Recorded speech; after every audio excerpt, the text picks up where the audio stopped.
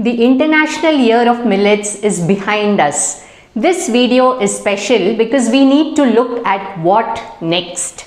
So we will look at how to introduce millets in our daily life with ease and also how to introduce millets to children. During the past months, we had an opportunity to collaborate with SNV Millets based in Canada to bring you 3 special videos using millet grain, millet flakes and millet flour. In this concluding video of the series, we will explore the use of Millet Rava. And as a befitting finale, we will be making a simple dessert using Millet Rava. So, shall we begin?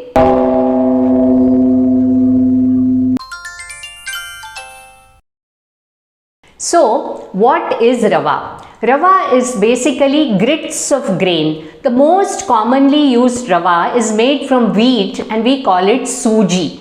But Rava can be made from other grains like rice and even millets. This is Millet Rava offered by SNV Millets and it is made of Little Millet. Before we go further, a quick word on SNV Millets, who are the sponsors of this video. The inspiration for this millet business was the result of a dramatic weight loss experience that both Sam and Vignesh had simply by adopting a complete and sustained diet of millets.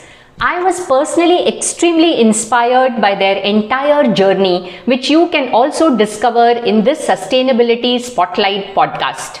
SNV Millets is an importer and distributor of a very wide range of millet products ranging from unpolished millet grains to millet flours, millet flakes, millet rava and even ready to cook millet products. Little Millet is native to India, but surprisingly the scientific name is Panicum sumatrense. This is because the species name is based on a specimen collected from Sumatra, which is part of Indonesia.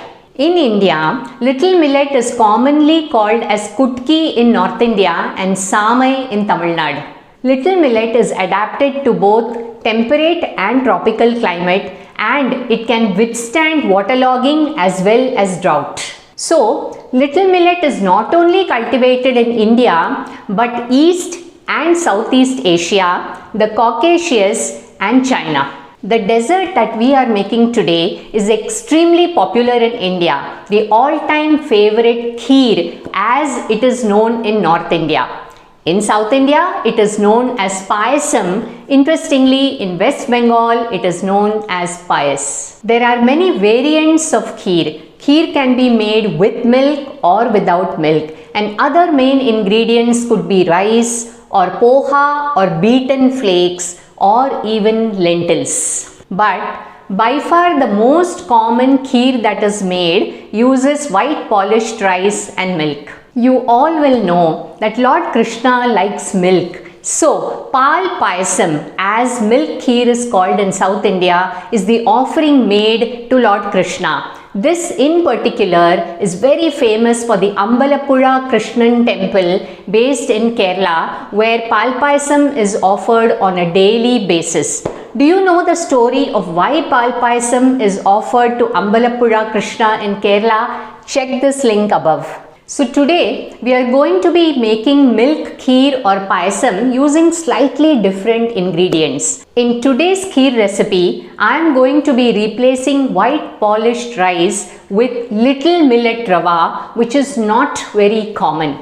Also, I am going to be replacing white refined sugar with raw cane sugar or jaggery powder, and this makes this payasam extremely healthy. Come, let's look at the ingredients. Here they are.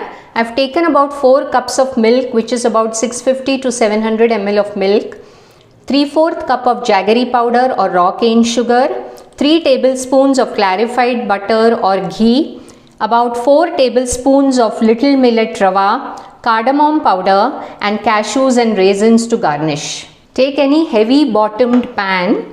Now let me switch on the gas. Once the pan is heated, lower the flame and let me add the ghee. Once the ghee is heated, let me add in the cashews first. So as this is getting brown, I will add the raisins. They are nicely puffed up, the raisins. Now we can remove this. So here are the roasted cashews and raisins. Now let me add the Little Millet Rava. Roast it till it changes color, slight brown, see that it doesn't get burnt. Do this on a sim flame. The rava turns aromatic. We've used very little of clarified butter. So this takes just about half a minute to 1 minute of roasting, not more than that. And roasting also helps remove the phytates that are anti-nutrients. Especially millets, soaking or roasting helps decrease the phytate content or phytic acid. Yeah, it's sufficiently roasted now. As I said, let the flame be on sim, and now we'll slowly add the milk. Be very careful. Give it a stir. And now initially you can increase the flame so that the milk comes to a boil, and then we will sim the flame.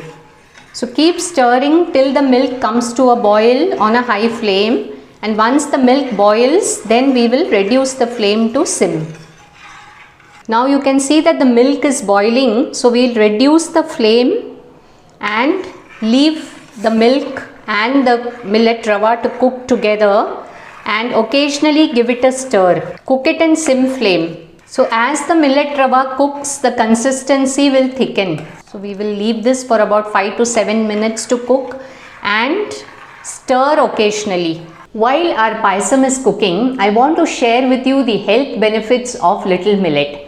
I was particularly surprised when I looked up research papers. Compared to other millets, there were very few published papers on Little Millet. But the data available suggests that this Little Millet has its own superpowers. Like other millets, Little Millet too is rich in protein and fiber while being low on carbs relative to polished white rice.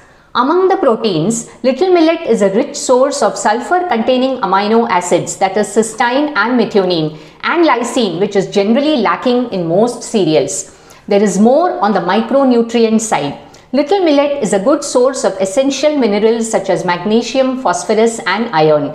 In particular, the level of iron in Little Millet is the highest among all millets. This grain also contains B vitamins, particularly niacin and thiamine, which play crucial roles in energy metabolism and overall well-being. Besides, antioxidants like phenolic compounds, flavonoids, tannins and polyphenols are present in Little Millet. See, it's boiling, so keep stirring it. See, the consistency is slightly thickened. This is after about 5 minutes of cooking. Here, see, you can see the thickened kheer. The millet is also cooked. You just use your hands and press and see. It's hot. It's very soft, the millet. The millet has cooked. So this is almost about 10 minutes. We'll keep it for another 2 minutes and then switch off the gas. Let it cool slightly and then add the jaggery powder.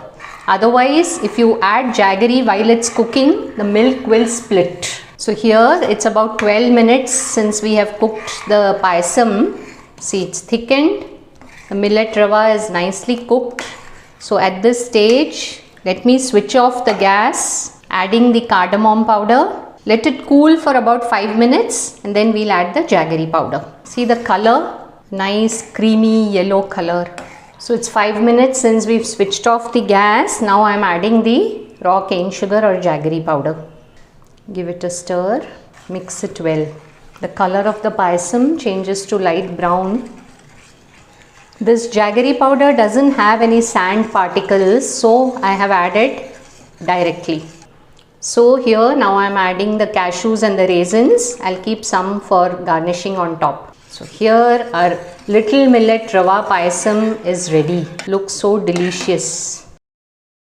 It's time to taste my Little Millet Rava Kheer or payasam.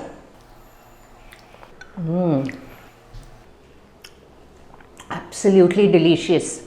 If you like it cool, you can refrigerate it for a few hours and then have it. An important point to note: why have I used jaggery in place of white refined sugar? Check this short video of mine to know the benefits of jaggery over white refined sugar. Another important question is, what else can we do with millet grits or millet rava? Here are some Indian dish ideas.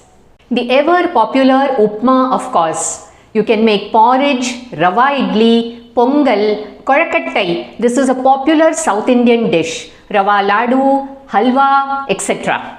As I keep saying this, innovate and keep trying something new. There is no limit to possibilities. You will all agree that millets are getting popular day by day. And unlike in the past, accessing millets is becoming very easy. Now ventures like SNV Millets, who are making millets available in countries like USA and Canada, you can order your millets directly through their website given here. Millets being available is not good enough, right? You and me will benefit only when we learn to use it. How about that? Let's mull over it. How do you incorporate millets in your daily diet? Here are the steps that I would recommend. First, understand the importance of millets. Have you understood why and how millets are important for you, our farmers and our environment? This video of mine will give the basic understanding you need. Second, get inspired to use millets. I'm personally extremely inspired by the entire journey of SNV Millets. I will encourage you also to watch this Sustainability Spotlight podcast linked in the description. Third, start using the millets. This video series demonstrates 4 different ways to use 4 different forms of millets: whole grain, millet flakes, millet flour, and now millet rava. Check out this playlist linked in description. Munch and Mull has many more millet recipe videos. I have put them together in this playlist here. Do check it out.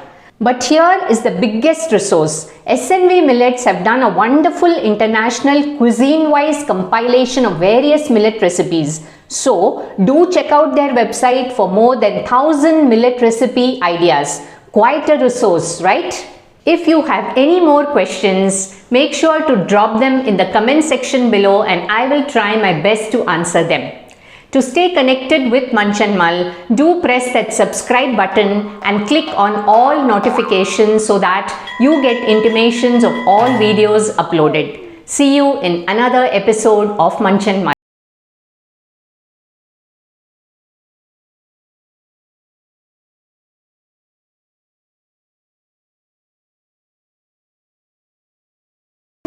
Do click on the subscribe button and press the bell icon to receive notifications of my newest videos uploaded every Saturday.